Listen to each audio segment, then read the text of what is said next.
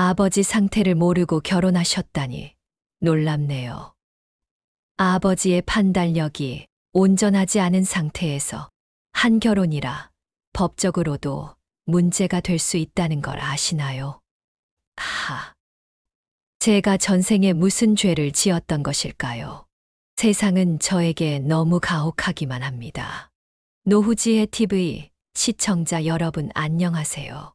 본격적으로 시작하기에 앞서 구독과 좋아요를 눌러주세요. 영상을 만드는데 큰 힘이 됩니다. 오늘은 이 조용한 요양원에서 제 이야기를 들려드리려 합니다. 71년을 살아오면서 이런 선택을 하게 될 줄은 몰랐습니다. 벽에 걸린 시계 소리만 덩그러니 울리는 이 공간에서 저는 지난 1년을 돌아봅니다. 창밖으로 매화가 피어 있네요. 봄바람이 불 때마다 하얀 꽃잎이 휘날립니다. 작년 이맘때는 인생에서 가장 행복한 순간이었습니다. 아침마다 커피 향이 피어올랐고 서로 마주보며 웃던 식탁이 있었죠. 그때는 몰랐습니다. 제 인생의 마지막 봄이 될 거라는 걸. 30년간 미용실을 운영했던 제가 이렇게 모든 것을 잃게 될 줄은 상상도 못했습니다. 요양원 창가에 앉아 매화를 보고 있노라면 그때의 기억이 또렷이 떠오릅니다. 처음 그를 만났던 날도 이렇게 매화가 피어 있었죠. 봄바람에 꽃잎이 날리던 그날, 저는 인생의 두 번째 기회를 잡은 줄 알았습니다. 하지만 이제는 알겠습니다. 그날의 설렘이, 그의 다정한 미소가, 우리의 모든 시간이 한순간의 착각이었다는 걸요. 의사가 우울증이라고 했지만 전 멀쩡합니다. 그저 너무 피곤할 뿐이에요. 밤이 되면 이상합니다. 아직도 그의 목소리가 들리는 것만 같거든요. 여보라고 부르며 제 이름을 잊어버린 그 목소리. 자신이 누군지도 모르면서 내 손을 꼭 잡던 그 손길이 자꾸만 떠오릅니다. 이제 처음부터 천천히 들려드리겠습니다. 제 인생 마지막 장을 써버린 1년간의 이야기를. 지난해 3월의 어느 날이었습니다. 동창회에서 만난 친구가 소개해 준다며 데리고 온 분이 바로 김정우 씨였습니다. 68세에 은퇴한 교장 선생님이라고 했죠. 단정한 정장 차림의 그는 첫인상부터 믿음직스러워 보였습니다. 처음엔 망설였습니다. 남편과 사별한 지 10년, 혼자 살아가는 게 익숙해질 무렵이었거든요. 하지만 그의 차분한 말투와 세심한 배려는 제 마음의 문을 조금씩 열게 만들었습니다. 퇴직 전 국어교사였다는 그는 시 한 구절을 읊으며 봄날의 설렘을 이야기했고, 저는 그의 고상한 취향에 마음이 끌렸습니다. 그렇게 우리는 자주 만나기 시작했습니다. 주로 동네 근처 조용한 카페에서 차를 마시며 이야기를 나눴죠. 정우 씨는 딸 둘이 있다고 했습니다. 큰딸은 캐나다에서 살고 있고 작은 딸은 서울에서 의사로 일한다고 했어요. 저도 아들 하나가 있었지만 호주에서 산 지 오래되어 1년에 한두 번 정도나 얼굴을 볼 수 있었습니다. 처음에는 그저 이야기 상대로 시작했습니다. 하지만 정우 씨의 세심한 면이 제 마음을 움직였어요. 제가 미용실을 하며 허리가 좋지 않다는 걸 알고는 매번 만날 때마다 파스를 챙겨왔죠. 봄비가 올 것 같은 날이면 미리 우산을 가져와서 제게 건네주기도 했고요. 그가 처음으로 제 미용실에 찾아온 날이 또렷이 기억납니다. 머리를 자르러 온 게 아니라 제게 도시락을 전해주러 왔다고 했죠. 그날따라 바빠서 점심을 거른다고 문자를 보냈더니 직접 김밥을 사들고 온 겁니다. 미용실 손님들 앞에서 쑥스러워하면서도 식사는 꼭 챙기셔야 해요 라고 말하던 그의 모습이 지금도 선명합니다. 5월이 되자 정우 씨가 조심스럽게 결혼 이야기를 꺼냈습니다. 처음에는 망설였죠. 제 나이에 새로운 시작이라니 두렵기도 했고 걱정도 됐습니다. 하지만 정호 씨는 천천히 저를 설득했어요. 우리 나이에는 서로가 필요한 만큼만 의지하면서 살면 되지 않을까요? 외롭지 않게 그저 편안한 동반자가 되어주고 싶습니다. 그의 진중한 모습에 저는 조금씩 마음을 열기 시작했습니다. 주변에서도 모두들 좋은 인연이라며 등을 떠밀었죠. 특히 저를 소개해준 친구는 정호 씨의 교직 생활을 잘 안다며 그의 성실함과 진중함을 보증했습니다. 하지만 그때는 몰랐습니다. 그의 자상함 뒤에 숨겨진 진실을, 그리고 그가 얼마나 빨리 변해갈지를. 지금 생각해보면 그때 이미 작은 신호들이 있었는지도 모릅니다. 가끔 같은 이야기를 반복하거나 약속 시간을 헷갈려 하거나 물건을 두고 다니는 일이 잦았거든요. 하지만 저는 그저 나이 든 사람의 흔한 실수라고만 생각했습니다. 6월 말, 우리는 작은 예식장에서 조용히 결혼식을 올렸습니다. 정호 씨의 두 딸은 결혼식에 참석하지 않았어요. 큰딸은 캐나다에서 임신 중이라 먼 길을 오기 힘들다 했고, 작은 딸은 병원 당직이라며 오지 못했죠. 섭섭했지만 이해하려 했습니다. 호주에 있는 제 아들도 오지 못했으니까요. 신혼집은 제가 살던 아파트로 정했습니다. 정호 씨는 자신의 집을 월세로 놓고 제 집으로 들어왔죠. 처음에는 모든 것이 좋았습니다. 아침마다 함께 산책을 나가고 저녁이면 드라마를 보며 도란도란 이야기를 나누었죠. 정호 씨는 제가 미용실에서 늦게 퇴근할 때면 어김없이 마중을 나왔고 피곤해 보인다며 어깨도 주물러 주었습니다. 하지만 결혼 생활 2달째부터 이상한 일들이 하나둘 생기기 시작했습니다. 처음에는 그저 사소한 실수라고 생각했어요. 현관문을 잠그지 않고 외출한다거나 가스레인지를 켜놓고 잊어버리는 정도였으니까요. 그런데 점점 더 심각한 일들이 벌어졌습니다. 어느 날 밤, 정호 씨가 갑자기 일어나 옷을 입기 시작했어요. 학교에 가봐야 해요. 아이들이 기다리고 있어요. 라고 하더군요. 한밤중이었는데도 말이죠. 그때 처음으로 가슴이 철렁 내려앉는 느낌이 들었습니다. 더 충격적인 일도 있었어요. 어느 날 미용실에서 일하고 있는데 경찰서에서 전화가 왔습니다. 정호 씨가 길을 잃어 파출소에 있다는 거였어요. 집 앞 슈퍼마켓에 가겠다고 나간 지 3시간 만이었습니다. 경찰은 그가 집 주소는커녕 자신의 이름도 제대로 기억하지 못한다고 했습니다. 불안한 마음에 병원을 찾았습니다. CT, MRI 등 정밀 검사를 받았고 의사는 초기 알츠하이머라는 진단을 내렸어요. 그제서야 정호 씨의 작은 딸이 찾아왔습니다. 그리고 저는 더 큰 충격을 받았죠. 알고 보니 정호 씨는 3년 전부터 치매 증상이 있었다고 해요. 첫 번째 부인이 그것 때문에 이혼했다는 사실도 그때 알았습니다. 그날 밤 저는 한숨도 잠들 수 없었습니다. 정호 씨의 작은 딸은 차갑게 말했어요. 아버지 상태를 모르고 결혼하셨다니 놀랍네요. 저희가 결혼식에 참석하지 않은 것도 이 때문이었어요. 아버지의 판단력이 온전하지 않은 상태에서 한 결혼이라 법적으로도 문제가 될 수 있다는 걸 아시나요? 순간 머리가 멍해졌습니다. 그동안 제가 본 정호 씨의 모습들이 주마등처럼 스쳐 지나갔어요.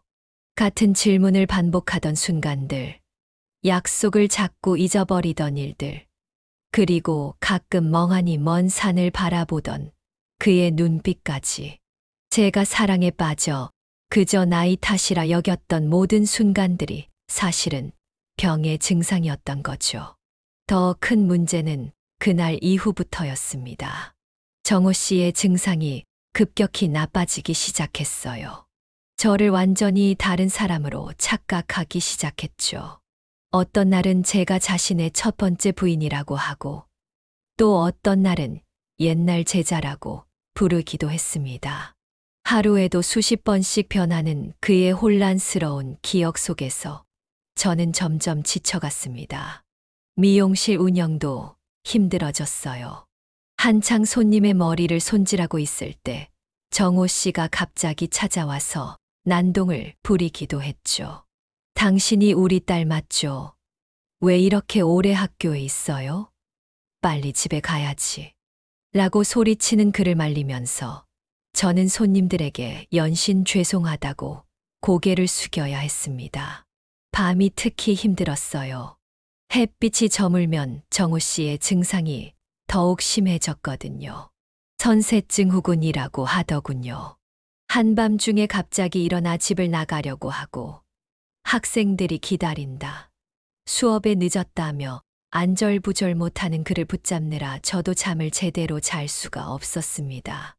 현관문에 자물쇠를 추가로 달고 가스레인지는 밸브를 잠그고 창문에는 안전망을 설치했습니다. 우리의 신혼집은 어느새 감옥 같은 공간이 되어가고 있었죠. 그런데도 사고는 계속 났습니다. 한 번은 제가 잠깐 화장실에 간 사이에 베란다로 나가려다가 넘어져서 다리를 다치기도 했어요. 정호 씨의 딸들은 점점 더 큰 압박을 가해왔습니다. 아버지를 요양원에 모시자는 제안이었죠. 처음에는 완강히 거부했습니다. 제가 끝까지 돌보겠다고, 제 힘으로 어떻게든 해보겠다고 고집을 부렸어요. 하지만 현실은 제 의지와는 달랐습니다. 어느 날 밤 잠깐 깜빡 졸았다가 살짝 눈을 떴는데 정호 씨가 보이지 않았어요. 화들짝 놀라 일어나 보니 주방에서 무언가를 하고 계시더군요. 다가가 보니 세제를 컵에 따르고 계셨습니다. 목이 마르시면 물 드릴게요 라고 말씀드렸더니 이거 커피 아니에요 라고 대답하시는데 그 순간 정말 눈앞이 캄캄해졌습니다. 미용실도 결국 문을 닫았습니다. 30년 넘게 운영해온 가게였지만 더 이상 손님들을 제대로 받을 수가 없었어요. 정호 씨를 혼자 두고 나올 수가 없었거든요. 처음에는 파트타임으로 운영 시간을 줄여보기도 했지만 그마저도 여의치 않았습니다. 한 번은 제가 손님 머리를 손질하고 있는 동안 정호 씨가 집에서 가스레인지를 켜고 끄지 않은 채 잠이 들었다는 걸 알고는 그 자리에서 무너지듯 주저앉고 말았습니다. 경제적인 어려움도 찾아왔습니다. 미용실 수입이 끊기자 생활이 빠듯해졌어요. 게다가 정호 씨의 약값과 병원비는 만만치 않았습니다. 그의 딸들은 아버지 재산으로 치료받으셔야죠 라며 차갑게 말했고 결국 정호 씨가 월세 놓은 집의 보증금을 빼서 써야 했습니다. 육체적으로도 점점 지쳐갔습니다. 밤낮으로 그를 지켜봐야 했고 종종 벌어지는 폭력적인 상황을 감당하기도 힘들었어요. 한 번은 제가 누군지 알아보지 못하고 도둑이라며 걸레로 저를 때리기도 했죠. 그럴 때마다 저는 화장실에 숨어 혼자 울었습니다. 정호 씨의 따뜻했던 미소를 떠올리며 지금의 그가 진짜가 아니라고 스스로를 달래야 했어요. 그러던 어느 날 밤 모든 것이 걷잡을 수 없이 무너져 버렸습니다. 한밤중에 갑자기 깨어난 정호 씨가 집을 나가겠다고 난동을 부렸어요. 말려보려 했지만 처음으로 저를 향해 주먹을 휘둘렀습니다. 넘어지면서 머리를 부딪혔고 순간 정신을 잃었던 것 같아요. 정신이 들었을 때는 이미 정호 씨가 보이지 않았습니다. 현관문이 열려 있었죠. 한겨울 한밤중이었어요. 머리에서 피가 났지만 그대로 뛰쳐나갔습니다. 맨발로 동네를 헤매며 정호 씨를 찾아 헤맸어요. 그를 발견했을 때는 동네 놀이터 그네에 앉아 계셨습니다. 파자마 차림 그대로였죠. 선생님, 이제 수업 시작해야 하는데. 그네를 타며 중얼거리시는데 그 모습이 마치 어린아이 같았어요. 순간 저는 무너지듯 주저앉고 말았습니다. 더 이상은 안 되겠다는 생각이 들었어요. 제가 아무리 노력해도 이 상황을 혼자서는 감당할 수 없다는 걸 인정할 수밖에 없었습니다. 다음 날, 저는 정호 씨의 딸들에게 연락했습니다. 요양원으로 모시는 것에 동의한다고 했죠. 그들은 이미 자신들이 알아본 요양원이 있다며 서둘러 입원 절차를 진행했습니다. 정호 씨를 요양원으로 모시는 날, 그의 짐을 싸면서 처음 만났을 때의 사진을 발견했어요. 매화가 흩날리던 그날, 카페에서 찍은 사진이었습니다. 정호 씨는 의외로 순순히 요양원으로 가겠다고 하셨어요. 마치 소풍을 가는 것처럼 즐거워하셨죠. 요양원 입구에서 그의 손을 놓는 순간, 갑자기 제 이름을 부르셨습니다. 오랜만에 제 이름을 기억하신 거예요. 미영 씨, 고마웠어요. 그리고 미안해요. 잠깐의 선명한 기억이었을까요? 그 말을 끝으로 다시 멍한 표정으로 돌아가셨지만 저는 그 순간을 잊을 수가 없습니다. 발걸음을 돌리는데 눈물이 멈추지 않았어요. 사랑이었던 걸까요? 아니면 누군가의 치밀한 속임수였을까요? 지금도 가끔 그 답을 찾으려 하지만 어쩌면 영원히 알 수 없을지도 모르겠습니다. 정호 씨를 요양원에 모신 지도 어느덧 3개월이 지났습니다. 일주일에 한 번씩 면회를 가지만 이제는 저를 전혀 알아보지 못하세요. 그저 처음 보는 방문객을 대하듯 공손하게 고개를 숙일 뿐입니다. 때로는 그게 더 편하게 느껴질 때도 있어요. 적어도 저를 도둑이나 낯선 사람으로 오해하며 화를 내시진 않으니까요. 미용실은 완전히 정리했습니다. 30년 동안 제 일부였던 그곳을 떠나보내는 건 생각보다 더 아팠어요. 하지만 이제는 새로운 시작을 해야 할 것 같습니다. 호주에 있는 아들이 이참에 그쪽으로 오라고 하네요. 하지만 아직은 망설여집니다. 정호 씨가 이곳에 계시는데 어떻게 그렇게 멀리 갈 수 있을까요?